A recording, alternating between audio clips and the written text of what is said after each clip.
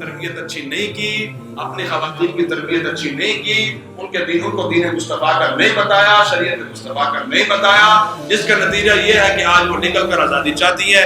آزادی مجھے بتائیں نا کس چیز سے آزادی چاہتی ہے؟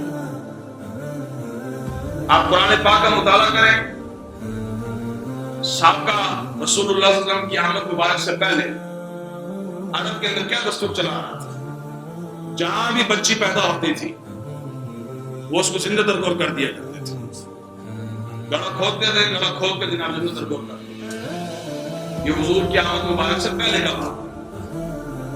ظلم سے بالا ہے ظلم یہ کہ جناب بچی پیدا ہوتی، پیدا ہونے کے ساتھ جناب اس کو خبر پہنچتی تو جناب تیرے ہاں بچی پیدا ہوئی، قرآن کیا کہتا ہے وَإِذَا بُشِّرَ أَحَدُهُم بِالْأُنثىٰ ظل وجهه مسودا وهو كظيم يتوارى من القوم من سوء ما بشر به يمسكه على هون لم يدسه في التراب الا ساء ما يحكمون۔ قرآن کا جب کسی کو بتایا جاتا ہے نا تیرے ہاں بیٹی ہوئی ہے، اس کا رنگ جناب اس خوف کے ساتھ جناب تبدیل ہو جاتا ہے، جناب میں لوگوں کو کیا منہ دکھاؤں کہ میرے ہاں نحوست پیدا ہو گئی ہے۔ بیٹی کو نحوست سمجھا جاتا تھا۔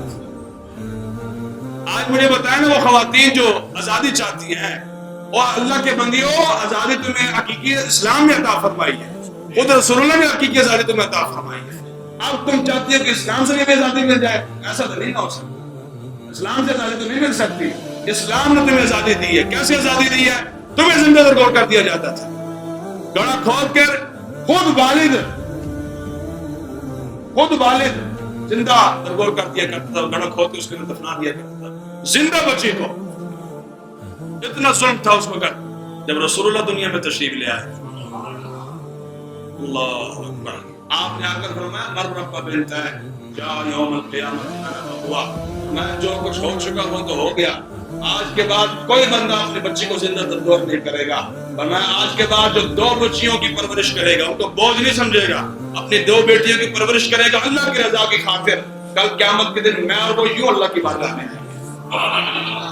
اس طرح انگلیوں کو ملایا ہوگا، یہ میں ہوں اور یہ وہ ہوگا، اس طرح اللہ کے بارگاہ میں اور اسی طرح جنت کے اندر ہم داخل ہوتے ہیں۔ یہ شان تمہاری کس نے بیان کیا حضرت جی؟ یہ ساری رسول اللہ نے بیان کیا۔